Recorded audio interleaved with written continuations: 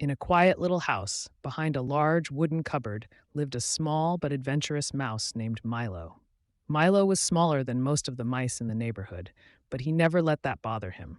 What Milo lacked in size, he made up for with his bravery and curiosity. One sunny morning, Milo woke up to the most delicious smell he had ever encountered. It was rich, creamy, and oh so cheesy. He poked his tiny nose out of his cozy mouse hole and sniffed the air.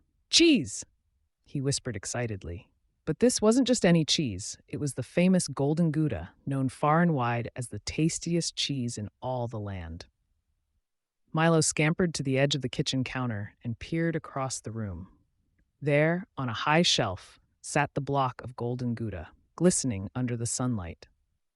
His whiskers twitched with excitement. He had heard tales of this cheese, but never in his wildest dreams did he think he would see it with his own eyes. There's no way I'm letting this chance pass by, Milo the mouse thought. I must have that cheese. But there was one big problem. The shelf was high, far too high for a small mouse like Milo to reach on his own. And, as if that wasn't enough, there was another danger lurking in the house. The human's cat, Whiskers, was napping near the shelf, his sharp claws gleaming even in his sleep. Milo knew he had to be smart about this. He couldn't just rush in without a plan. He hurried back to his mouse hole, thinking about what to do. That's when he had a brilliant idea. He would gather his friends to help. Milo had many friends in the neighborhood, and together they could work as a team to get the Golden Gouda. First, Milo visited Tilly the tortoise. Tilly lived in the garden just outside the house. She was slow, but incredibly wise. Tilly, Milo the mouse began, I need your help. The humans have left a block of Golden Gouda on a high shelf, but I can't reach it alone. Will you help me? Tilly smiled her slow, gentle smile.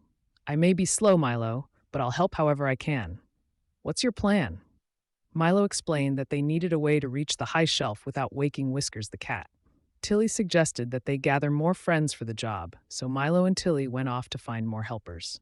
Next, they visited Benny the bird. Benny lived in a tree nearby and was known for his quick thinking and sharp eyes.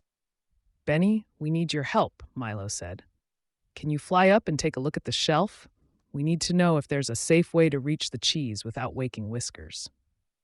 Benny the bird fluffed his feathers proudly. Leave it to me, he chirped. Benny flew into the house and circled the room, carefully observing the shelf and the sleeping cat. When he returned, he had news. The shelf is too high for even me to reach easily, Benny said, but there's a curtain nearby. If we can climb up that, we might be able to get close enough. Milo nodded. That's a great idea, Benny. We'll use the curtain to climb up, but we'll need someone strong to pull the cheese down once we reach it. That's when they went to visit Leo the lizard. Leo was strong for his size, with sticky feet that could grip onto almost anything. Leo, we need your help to reach the Golden Gouda, Milo explained. Can you use your strength to grab the cheese once we're close? Leo gave a toothy grin. I'd love to help. Count me in. With their team ready, Milo the mouse, Tilly the tortoise, Benny the bird, and Leo made their way back to the kitchen. They carefully avoided Whiskers, who was still sound asleep, and gathered near the curtain. All right, everyone, Milo whispered. Here's the plan. Benny, you fly up and make sure the coast is clear. Tilly and I will climb the curtain with Leo, and when we're close, Leo will grab the cheese. We'll lower it down gently, and then we'll all make a run for it before Whiskers wakes up. The team nodded in agreement. Benny flapped his wings and flew up to check on Whiskers. The cat was still snoring peacefully. Now's our chance, Benny signaled. Milo and Tilly began their slow but steady climb up the curtain, with Leo following closely behind. It wasn't easy, especially for Tilly, but Milo encouraged her the whole way.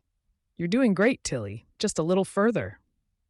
Finally, they reached the top of the curtain, and there, right in front of them, was the Golden Gouda. It looked even more delicious up close. Leo the lizard carefully stretched out his sticky feet and grabbed the cheese. It was heavy, but with all his strength, he managed to lift it. Slowly and carefully, the team began lowering the cheese down the curtain. Everything was going perfectly until, squeak! The curtain rod made a small noise as they tugged on the fabric. Milo's heart stopped. Whiskers twitched his ear and opened one sleepy eye. Quick! Pull the cheese faster! Milo whispered urgently. The team moved as fast as they could, but just as they reached the floor, Whiskers stood up and stretched. He had woken up. "Run!" Milo shouted. The team grabbed the cheese and made a mad dash for Milo's mouse hole. Whiskers yawned and lazily glanced in their direction, but by the time he fully woke up, Milo and his friends had already disappeared with the golden Gouda. Inside the mouse hole, the friends all cheered. They had done it. The cheese was theirs, and Whiskers hadn't even come close to catching them. "That was amazing, Milo," Leo said, still catching his breath. "I couldn't have done it without all of you," Milo replied, beaming with pride. "We worked together, and that's what made us successful." The friends shared a piece of the delicious golden Gouda, savoring every bite. It was the best cheese they had ever tasted. As they sat together, laughing and celebrating, Milo realized something important. It didn't matter how small he was, what mattered was his bravery, his cleverness, and most of all, the support of his friends. And from that day on, Milo knew that even the biggest challenges could be overcome with teamwork and a little bit of courage.